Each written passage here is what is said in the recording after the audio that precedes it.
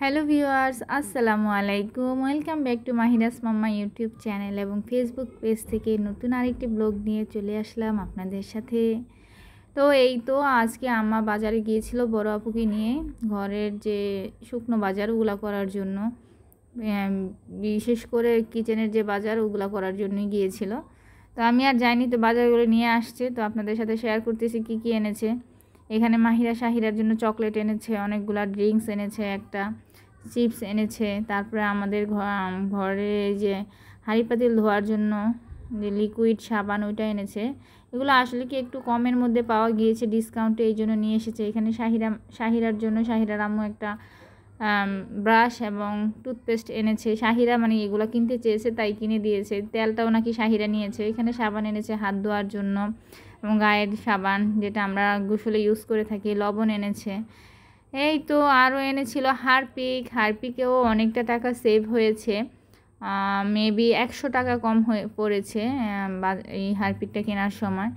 তো এই তো ছিল এই বাজার। তো এই বাজারই শুধু করে নাই, এর সাথে কিন্তু আরও ঘরের মুরগি এবং আমাদের রান্নার আজকের জন্য মুরগিও রান্না করবে, তো এই জন্য মুরগিও নিয়ে এসে এখানে হুইল পাউডার কিনেছিল মিস্টার হোয়াইট। আমি জানি না এটা কীরকম, আপনারা ইউজ করে থাকলে জানাবেন। ওইখানে হ্যান্ড ওয়াশ কিনেছিল। তো এই তো এগুলো বাজার করেছে। এর সাথে কিনেছি মুরগি, কারণ বাসায় গেস্ট আসবে অনেক, এই জন্য মুরগিগুলো আম্মা একটু একটু করে বাজার করে রাখতেছে। তো এইখানেও খালি দেশি মুরগি বা সোনালি মুরগি যে যেটাই বলেন এটা এনেছে। শাক এনেছে, আজকে শাক রান্না হবে। কুমড়ো এনেছে, ধনেপাতা, কাঁচামরিচ এগুলো নিয়ে আসছে। তারপর ফার্মের মুরগি এনেছে, কারণ আজকে ফার্মের মুরগি রান্না করব আমরা, ব্রয়লার মুরগিটা যেটা।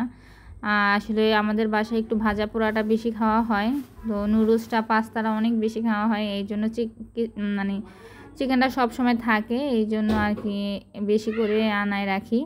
তো এখানে 3টার মতো এনেছে আম্মা, প্রায় 4-5 কেজির মতো এই 3টা মুরগিতে হয়ে গেছে। তো এখনও আমাদের হেল্পিং হ্যান্ড আপা আসেনি, উনি আসলে আর কি এগুলো কেটে কুটে দিবে। তো আমি শাকটা বেছে নিচ্ছি, তো ছোটো বোন ভিডিও করে দিচ্ছিল। তো শাকটা বেছে ধুয়ে আমরা ভাজি করব। মাহিরা বলেছিল এখানে মুরগি কেটে নিচ্ছি, কারণ মুরগিটা রান্না হবে আজকে। তো আমি রান্নার জন্য যে মুরগিটা নিব সেই মুরগিটাই কেটে নিচ্ছি, আর বাকি 2টা এসে ওই আপা কেটে দিবে। তো ওনার জন্য রেখে দিয়েছি, কারণ অলরেডি বাজার করে আসতে আসতে অনেক লেট হয়ে গিয়েছিল। তো সাপ্তাহিক বাজার করলে ঘর অনেক এলোমেলো হয়, আপনাদেরটা কেমন থাকে আমি জানি না, বাট আমাদের ঘর তো অনেক এলোমেলো হয়। এমনকি সাপ্তাহিক বাজার ছাড়াই আমাদের ঘর অনেক এলোমেলো থাকে, কারণ আমাদের ঘরে বাচ্চা 3 জন হতে পারে, বাট কাজ এলোমেলো করে 6 জন বাচ্চা সমান।